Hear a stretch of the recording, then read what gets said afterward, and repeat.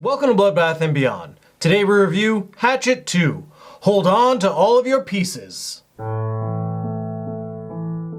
Written and directed by Adam Green, starring Kane Hodder, R.A. Mikhailov, Danielle Harris, Tony Todd, and Tom Holland. Hatchet II takes place directly after Hatchet I ended. Marybeth Dunstan, now played by Danielle Harris, ends up going to see Reverend Zombie, played by Tony Todd, and he rallies up the finest hunters that he can find and puts a bounty on Victor Crowley's head. So what do we like? I liked the story in this one because it's people going out and acknowledging Victor Crowley and hunting him. That to me, I think is kind of cool. Because in the first one, you just get like a little sample. You get a taste of who he is. And in this one, it's a showdown, and you know it's gonna be a showdown. And what cooler thing to have in a horror movie than icon versus fodder? And this fodder also has its own icons in it, which is even better. So we have Kane Hodder, who's Jason, who plays Victor Crowley,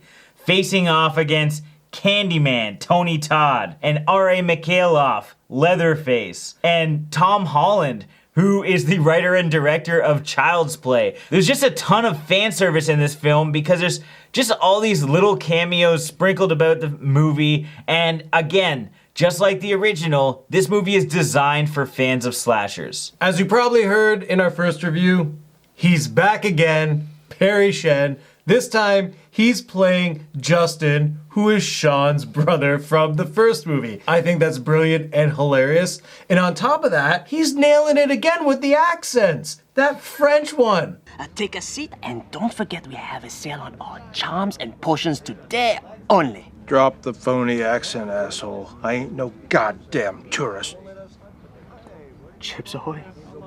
Bravo! No, c'est magnifique. We definitely had a great cast. I mean, some were there just to make fun of, some were there as just hillbillies to get murdered off in the swamps. And we also get like a stronger female lead from Danielle Harris in this because now she's kind of become more of a badass. Marybeth is there to kick ass and take scalps. Our comic relief in this film was Vernon, played by Colton Dunn. He was hilarious. With the biscuits and the chicken wants a biscuit, for the biscuit is me.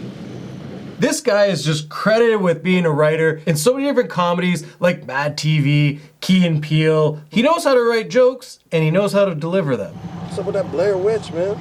I tapped that, but she probably got cobwebs sealing it up. And I think he knows how to improv too, because him and Danielle Harris have like a standoff on the boat that's just ridiculous, and you can't write that kind of stuff. Once again, a staple of the Hatchet series are the kills and like the blood and guts. They have upped the ante in this one. Some of the best kills from the franchise are right here, and it's great. Every single kill in this movie is fantastic. Plus they stuck with a few like the same gags from the first movie. It's pretty funny when they could do throwbacks to their own films. It's Adam Green. This guy just loves the genre, and he's already poking fun at himself.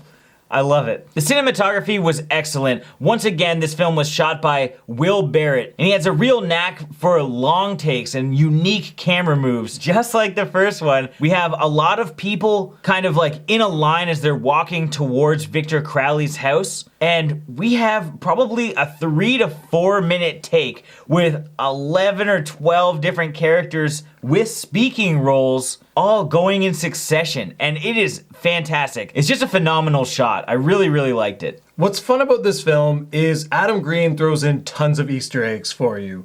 There's a lot of things that you have to listen to closely or just see in the background that really shows he cares about horror. The fact that Leslie Vernon gets a shout out in this movie, just wow. I lived in this town called Glen Echo.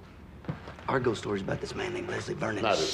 We're gonna go into spoiler territory for just a moment as we get into our favorite kills. My favorite kill is a 2-for-1. We got AJ Bowen and Alexis Kendra, and they're having sex. Victor just chops off his head, and it's a sweet decapitation. AJ's body just goes into shock, and it starts power thrusting, leaving Alexis's character very pleased for seconds. But then as the body stops, she turns to look to see what's happening, and, well, AJ's dead. She tries to crawl away, and Victor delivers the home run swing with the hatchet going right up her private parts and then doing a full swing to her chest, leaving us with a nice blood splatter finish. We call that the money shot. My favorite kill definitely has to go to the most ridiculous kill of the movie, which is the big ass chainsaw that cuts two dudes in half.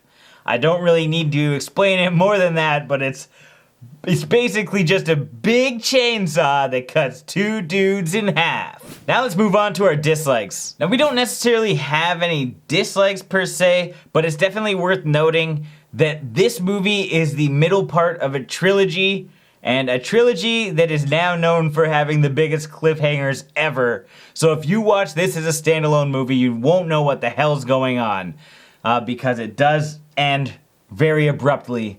So keep that in mind, that there is a third movie, and you need to watch it immediately after watching this one. Now let's move on to our final thoughts and ratings. Hatchet 2 is a great film.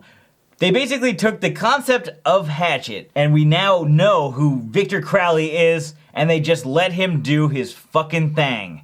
And his thing is killing everybody in fucking unique and awesome ways. We have Danielle Harris, and we have a bunch of other horror icons, and it's great. This movie's significantly more funny than its predecessor, and I really enjoyed all of our characters this time around. The cinematography was once again on point, and there's absolutely nothing that I can complain about. So I have to give this 5 Adam Green cameos out of 5. Hatchet 2 is by far my favorite of the three.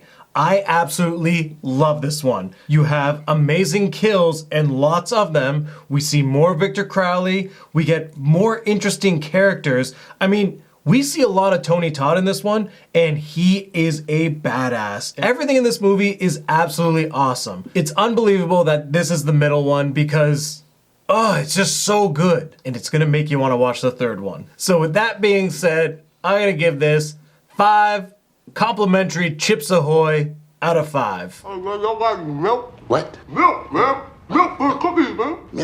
Milk.